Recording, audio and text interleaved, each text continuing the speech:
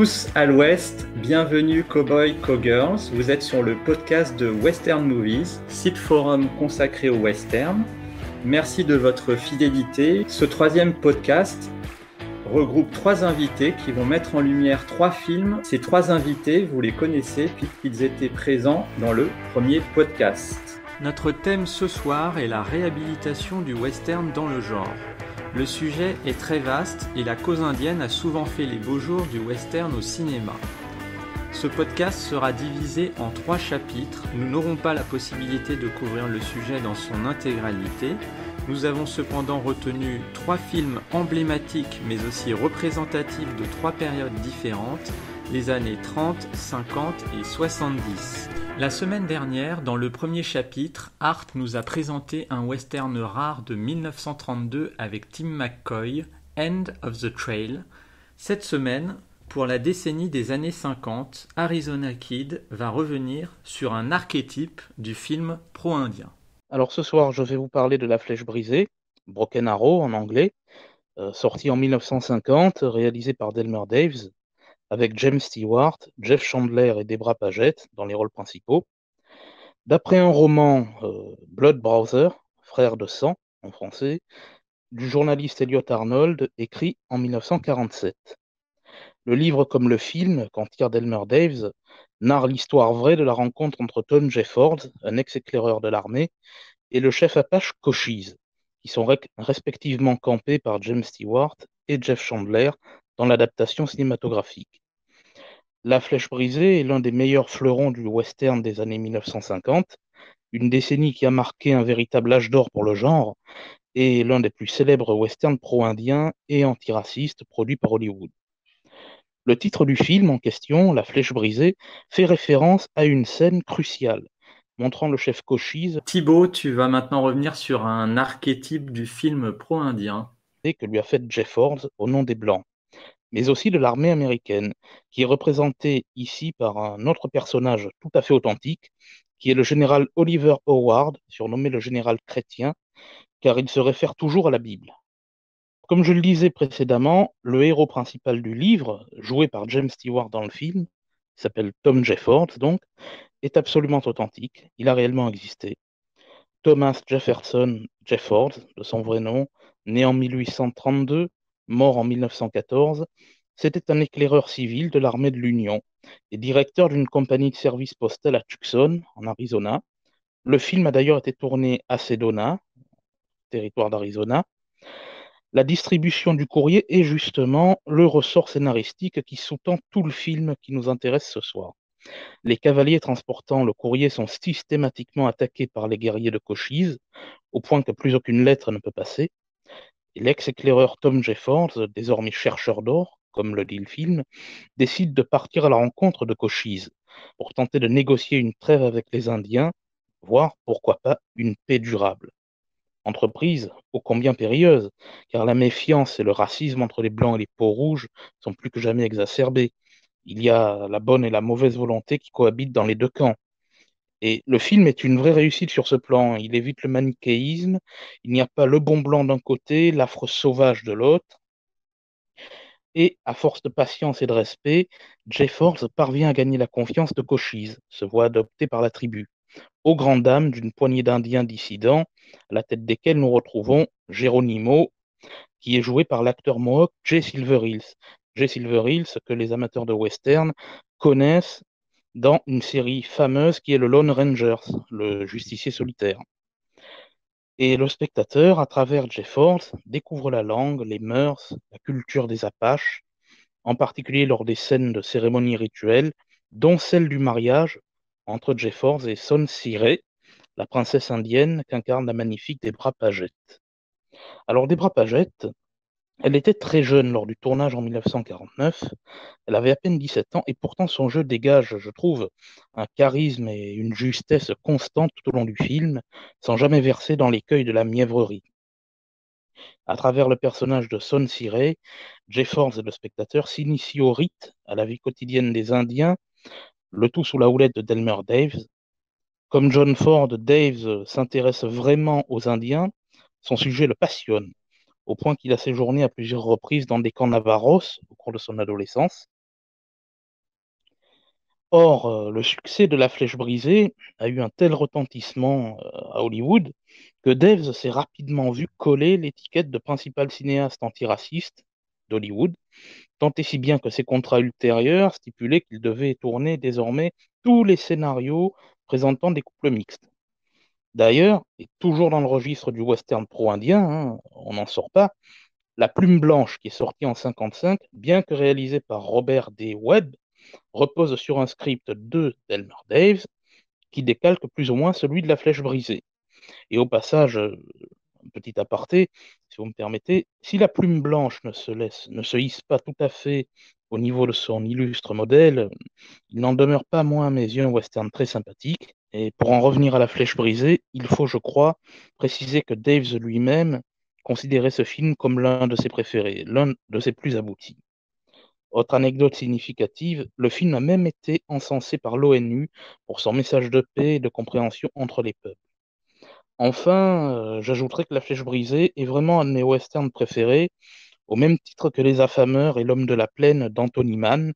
On peut dire que c'est mon trio stewartien de prédilection. Je voudrais simplement rappeler, enfin, je ne pense pas faire erreur, il me semble qu'il y a eu un feuilleton de télévision aussi. Oui, Qui s'appelait oui, La oui. Flèche brisée. Une série, tout à fait. C'était avec les mêmes personnages, des acteurs différents, mais il y avait Tom Jefford et Cochise aussi. Absolument. Ouais, C'est bien le principe de la série télé parce que faut se rappeler que le film de Delmer Dave n'adapte qu'une partie oui. du livre. Le livre est beaucoup plus riche. Jeff Force y vit beaucoup d'autres aventures dans le livre. Et le film n'adapte qu'une portion congrue. La série, en fait, comprend 2 saisons de 73 épisodes de 26 minutes. Oui, moi, je me souviens avoir vu quelques épisodes aussi. Quelques épisodes, c'était pas très long, ça durait peut-être 30 minutes. Oui, 26. Oui, c'était bien. C'est ça qui était bien, c'est que les séries télé d'avant ne duraient pas longtemps. C'était pas feuilletonnant, c'était pas. Ça évitait la lassitude. À la sauce Wanted, Dead or Alive. Hein. Oui, c'est ça. Par contre, moi, j'avais une petite question pour Thibaut concernant La Flèche brisée. Effectivement, je l'ai revu récemment, je le trouve magnifique. Il est quasiment authentique, à part le personnage principal qui est interprété par un blanc qui joue Cochise. Il y a eu beaucoup, comme on l'a dit tout à l'heure, il y a eu beaucoup de blancs qui ont interprété des rôles d'indiens dans les premiers rôles. Je trouve que Jess Chandler s'en sort plutôt pas mal. Il a un charisme assez bien. Il donne bien la dignité du chef indien. Exactement. Et alors, il me semble avoir vu parmi les figurants, je ne sais pas si vous connaissez, Iron Eyes Cody. Ça me dit quelque chose, oui. Il faudra que quelqu'un fasse une pastille un jour. Oui, parce que c'était pas un Indien. Exactement. Oui. Mais pour rebondir sur ce que tu disais, Fred, comme quoi Chandler joue Cochise alors qu'il n'est pas indien, c'est important de rappeler à une époque comme aujourd'hui où beaucoup de gens disent que c'était raciste de ne pas employer des Indiens, que c'est du whitewashing, etc. C'est plus facile d'employer un acteur professionnel, quitte à le grimer en indien, plutôt que de mettre un indien devant la caméra alors qu'il n'en a jamais vu, qu'il ne saura pas se comporter et jouer devant. C'est sûr. Et je pense que le public n'était peut-être pas encore prêt aussi. Ça c'est vrai, puisque le public va au cinéma pour retrouver des vedettes, et si on lui met un acteur inconnu, même pour jouer un rôle dans lequel il a toute légitimité à être, ça peut être source de frustration. Effectivement, en plus, je ne sais pas ce qu'en pense Marc, mais c'est vrai que le cinéma américain, il fonctionne relativement par identification. Et du coup, forcément, moi, je me suis retrouvé en tant que Cochise étant môme, il n'y a pas de souci, tu vois. Après, j'ai des bons souvenirs de ce film et je l'ai revu récemment et j'ai l'impression qu'il n'a pas vieilli, il n'a pas pris une ride. Je trouve qu'il est intemporel, une réalisation très dynamique, très bien menée, très bien conduite par Delmer Daves. Je trouve que c'est un cinéaste qui, quel que soit le thème dans le western qu'il aborde, réussit toujours son coup. Moi, mon autre film préféré de Delmer Daves, c'est La Dernière Caravane, avec Richard Widmark, dont j'avais parlé lors du premier podcast. Il joue un métis, je crois, dedans. Oui, Widmark jouait Todd le Comanche, Hmm. qui avait été recueilli pendant son enfance par les Comanches. Il a appris toutes leurs ruses et c'est ce qui lui permet de sauver le groupe de pionniers en perdition dans lesquels figure Félicia Farr et Hmm. qui sera à la fin sa compagne. Du moins, on le comprend. Mais c'est vrai que Widmark, il a trouvé l'un de ses plus beaux rôles dans ce film. Pour moi, c'est son meilleur western. J'ai pas vu tous ses films, mais des films que j'ai vus avec lui, que ce soit dans le film noir ou dans le western, c'est un de ses rôles que je préfère. Ah oui, là, il est très félin dans le rôle. Hein. Il est formidable, des fois tout en ironie rentrée, comme quand il dit est-ce que vous voulez partir avec ou sans votre scalp? Hmm. C'est vrai qu'à l'époque, il y avait beaucoup, on en parlait tout à l'heure, il y avait beaucoup de Blancs qui interprétaient des Indiens. Donc, on pense notamment à Rock Hudson dans Taza, Oui. qui fait partie de la trilogie des Cochise. Alors, c'est vrai que Rock Hudson, bon, des fois, ça fait un peu gros de le voir comme ça, mais bon, c'est la licence poétique, si on peut dire. C'est ça. Après, bon, il y en a d'autres. Hein. Il y a Burt Lancaster Ah oui, avec ses beaux yeux bleus. dans Apache. Je sais Bronco Apache. Bronco Apache, voilà. Il y a Paul Newman dans Hombre. Il y a Charles Bronson. Enfin bon, il y a même Boris Karloff. Oui, Et Anthony Quinn. Ouais, donc forcément, ouais. Juste remarque. Et Charlton Heston dans Le Fils de Geronimo. Tout à fait. Dans Ombre, c'est un blanc quand même. Hein. C'est pas un Apache. C'est un blanc. Le personnage, c'est un blanc. Hein. Il y a pas de doute là-dessus. C'est un blanc qui a été enlevé par les Apaches. Je crois que c'était John Russell. Oui, tout à fait. Je voudrais juste revenir sur la flèche brisée. Moi, je l'ai revu aussi il n'y a pas longtemps. Il y a un truc qui est quelque chose qui m'a un peu interpellé pour montrer qu'il y a quand même, il y avait encore un peu des tabous à l'époque, et c'est normal d'ailleurs. C'est curieux, mais presque dans tous ces films progressistes, le couple, c'est souvent un homme blanc et une femme indienne. Et je me suis dit, il doit y avoir quand même quelques films où on voit un Indien avec une blanche. Et ben, il y en a très très peu. Hein. Il y en a très très peu. Et c'est marrant parce que le film qui a été tourné à la même époque, en 1950, avec Robert Taylor dans le rôle de l'Indien, Porte du Diable, alors il n'y a pas une histoire d'amour entre l'homme rouge et la femme blanche, il y a une sorte d'attirance. Peut-être qu'ils n'ont pas eu le temps, puisqu'il est abattu à la fin. Oui, mais on le montre pas, exactement, mais on le montre pas quand même. Hein. C'est un peu l'histoire tout à l'heure de The Vanishing American. Il y a une attirance, mais bon, ça finit trop tôt. Mais voilà, on va pas jusqu'au bout. Hein. Ce qui aurait été intéressant, mais je pense que ça aurait pas marché, c'est de montrer un Indien et une blanche, et assez tôt. Mais je crois que la pilule, la pastille... Elle aurait été un peu trop amère à digérer. Je pense qu'il faut attendre 20 ans, là. Oui, fallait attendre 20 ans, effectivement. Mais c'est curieux, hein, parce que même dans les films récents, il n'y a pas tellement de cas où on voit l'Indien avec une blanche. C'est assez curieux. Et c'est vrai que la plupart du temps... la femme blanche est capturée par les Indiens, c'est le thème de La prisonnière du désert, des deux cavaliers, de Trooper Hook avec Joel McCrea. Oui, parce qu'il faut bien que je case Joel McCrea quelque part. C'est vrai que le schéma inverse, enfin, de la femme heureuse d'être avec un Indien est peu ou alors jamais abordé. En tout cas, présentement, j'ai pas d'exemple qui me viennent à l'esprit. Tout simplement parce que ce sont des hommes qui font des films. Pas faux, pas faux. Oui, ça peut se discuter, mais c'est un argument. Ça se défend. En tout cas, je crois qu'on le voit, Iron Eyes Cody, non? C'est pas lui, à gauche, en bas? Ah, il ressemble, hein. Non, moi je pense que c'est lui, tu as raison. Je voulais revenir un peu sur le film quand même, parce qu'il y a un aspect aussi qui m'a interpellé comme Marc. C'est l'espèce de manichéisme qu'il y a au sein de la tribu Apache, où d'un côté on a Cochise qui veut faire la paix, qui voit qu'en fait c'est comment dire, ça serait plus favorable. Le meilleur moyen de survivre, c'est l'adaptation. Voilà, c'est ça. Et alors qu'on a en face, on a Geronimo, qui est donc le rebelle, hein, qui veut absolument pas du tout faire la paix et qui refuse et qui emprunte la voie contraire à Cochise. Donc ça m'a vraiment marqué, quoi. C'est-à-dire qu'en fait, j'ai l'impression qu'à cette époque-là, on réhabitait l'Indien, mais pas tous les Indiens. Et en fait, moi, je suis plus pour Geronimo, désolé. Et peut-être qu'on peut penser aussi que c'était par un besoin scénaristique.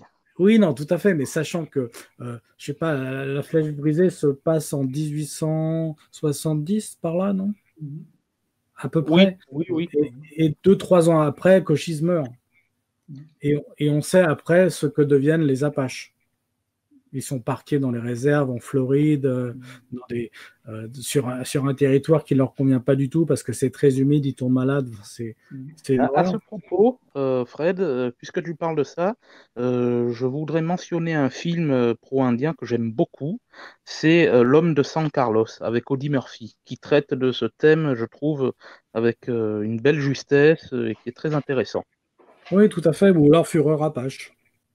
Oui, aussi, de Robert Aldrich, encore plus radicalement pro-indien que Bronco Apache, sorti une quinzaine d'années plus tôt. Tout à fait, là on est plus dans les années 70, donc on en parlera tout à l'heure. La mutation du western. Ouais. Mais sinon, cela dit, pour revenir au film, ouais, ça donne envie de voir la trilogie, quoi. Oui, parce que y a La Flèche brisée, et puis il y a Au mépris des lois qui se passe avant. C'est le syndrome de la menace fantôme avec 50 ans d'avance, on va dire. Et puis après, chronologiquement, c'est Taza, fils de Cochise, et la mort de Cochise en ouverture avec Jeff Chandler, qui a fait un petit caméo, pour lequel, paraît-il, même s'il n'est pas crédité, il a touché un joli petit chèque. Et le mépris des lois, c'est Sherman? Oui, c'est George Sherman, dont nous aurons l'occasion de reparler. J'imagine. Et par contre, Taza, c'est la seule incursion western de Douglas Sirk, il me semble, non? Oui, avec son acteur fétiche, Rock Hudson. 1950, c'est une année qui est reconnue pour La Flèche brisée. Vous l'avez rappelé, mais qu'il y a eu La Porte du Diable la même année. Alors, je ne sais plus, il me semble que La Porte du Diable est sortie un tout petit peu avant La Flèche brisée. Oui, je crois. Mais de très peu avant, hein. Parce que, à mon avis, il se court après. Et alors justement, tu fais référence à ça. Effectivement, c'est un peu deux thèmes similaires, sauf qu'il y en a un qui est en couleur, l'autre en noir et blanc. Est-ce que c'était une volonté d'Anthony Mann ou des studios? Je ne sais pas. Peut-être des studios pour des questions budgétaires. Parce que, en tout cas, la Flèche brisée, lui, bon, il est sorti en 50, mais il a été tourné essentiellement en 49, et à une période où les films en Technicolor, même pour ce qui est du western en tout cas, il y en avait déjà depuis belle lurette. Il y avait déjà eu Les Conquérants de Michael Curtis en 40. Ou 39 même. Moi, effectivement, mais moi j'ai ma petite version à Vos Calvo, hein. Mais est-ce que c'est pas aussi pour ne pas montrer le maquillage de Robert Taylor? Ah, c'est possible, c'est possible. Moi, j'aurais avancé un argument aussi, c'est que La Porte du Diable fonctionne pas mal en noir et blanc, dans le sens où c'est un film qui est assez dramatique dans le ton, mais il y a quelques plans qui en noir et blanc ressortent bien, et je sais pas l'effet que ça aurait eu en couleur. Ah, mais il y a une poésie du noir et blanc de toute façon, hein. Avec le noir et blanc, ça véhicule des émotions que la couleur les ferait passer différemment, mais avec le noir et blanc, je pense que ça a un aspect peut-être plus intimiste. Et un autre film auquel je pense, c'est L'Aigle solitaire de Delmer Daves aussi, dont Yves a parlé dans le précédent podcast. Alors c'est un western qui peut pas forcément prétendre à avoir la même stature que La Flèche brisée, mais qui a quand même pas mal de qualités. Il y a Charles Bronson en indien, non? Tout à fait. Et L'Aigle solitaire est également tourné à Sedona, Arizona. Il y a une scène dont j'ai parlé dans le précédent podcast, une scène entre Alan Ladd et Charles Bronson vers la fin, qui se passe dans un fleuve qui m'a pas mal marqué. Oui, c'est la rivière qui passe dans la vallée. On la voit aussi dans Johnny Guitar, c'est tourné au même endroit. Il me semble qu'on voit également Sedona en introduction de La Dernière Caravane. Une fois que le générique est passé, on voit Widmar qui remonte la rivière. Oui, c'est possible, oui, parce qu'on voit deux rochers rouges qui sont très caractéristiques. Pour en revenir au western, pour le coup, pas vraiment pro-indien, puisque on ne peut pas dire que l'Indien y est vraiment l'Indienne en l'occurrence, y est vraiment le beau rôle. Je voudrais rappeler Le mari de l'Indienne de Cécile B. 2000, dans la collection Warner Archive, justement en français, sorti chez nous, et qui est un film qui se passe dans les années 1920 ou 1930, mais la partie qui se passe au Far West, on pourrait dire qu'on est vraiment dans un western classique. Et c'est un film qui offre une fin déchirante et que je recommande à ceux qui ne l'ont pas vu. Voilà, je ferme la parenthèse. Et ce sont des acteurs amérindiens ou pas du tout? Ah non, je pense pas. Je crois que c'est une actrice maquillée. Bon, là, j'ai pas le DVD sous les yeux, je sais pas où il est passé. On va essayer de passer au livre à découvrir de Marc. Je vais vous parler d'un livre qui date de 1956. Il est sorti aux États-Unis en 1956 et il a été traduit tardivement chez nous. Il a été traduit en 2014. Donc, c'est un livre qui s'appelle La véritable histoire de la mort d'Hendry Jones. Et l'auteur s'appelle Charles Nader. Alors, ce film, il est remarquable pour deux raisons. C'est un roman. Il raconte une histoire bien connue. C'est en fait les derniers mois de la vie de Billy the Kid. L'auteur a écrit une histoire très authentique, très réaliste, dans un style quasi documentaire. C'est pas du tout romantique, c'est très précis. Il y a beaucoup de dialogues de la vie de tous les jours. C'est très descriptif des lieux de vie, de la façon dont les gens s'occupaient des chevaux, comment ils entretenaient leurs armes. C'est vraiment quelque chose de très construit, mais sans aucune emphase. Je vous dis, c'est pratiquement un style documentaire, c'est pas du tout héroïque, il n'y a pas d'idée de justice ou d'altruisme ou quoi que ce soit. Hein. C'est l'histoire de Billy the Kid et de Pat Garrett. Alors, ce qui est assez remarquable, c'est que il a changé les noms. Henry Jones, c'est Billy the Kid, c'est un adolescent, un meurtrier. Et donc, le personnage de Pat Garrett, il s'appelle Dad Longworth. Et c'est un ancien compagnon de corde de Billy qui est devenu shérif. Ce qui est intéressant aussi, c'est ça se passe pas du tout dans le comté de Lincoln au Nouveau-Mexique, où historiquement les lieux se sont déroulés. Il a déplacé l'histoire sur la côte de Californie, autour de Monterey. Mais il reprend les grandes étapes des derniers jours, des dernières semaines de Billy the Kid, l'évasion de la prison, la traque, sa mort. C'est vraiment, le livre lui-même, il est extrêmement bien fait, extrêmement intéressant. C'est un grand roman western. Hein. J'en ai lu beaucoup, hein, je pense plusieurs centaines. Je le mettrai sans problème dans les 10 premiers.